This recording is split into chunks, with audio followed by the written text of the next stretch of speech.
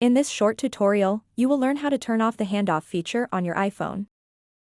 Handoff is a convenient feature that allows you to start working on something on one device and then seamlessly continue on another device right where you left off. However, there may be times when you prefer not to use this feature, so it's important to know how to disable it. To get started, open up the Settings app on your iPhone, scroll down a bit, and tap General.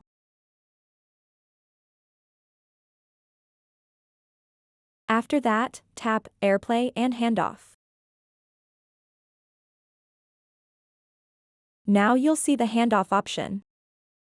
Handoff lets you start something on one device and instantly pick it up on other devices using your iCloud account. The app you need appears in the app switcher and in the dock on a Mac. To turn off the handoff feature on your iPhone, simply toggle off this switch over here. So that wraps up this tutorial.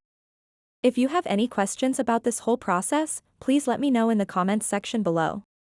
And if this video helped you out, please give it a big thumbs up and subscribe to this channel for more tutorial videos like this one.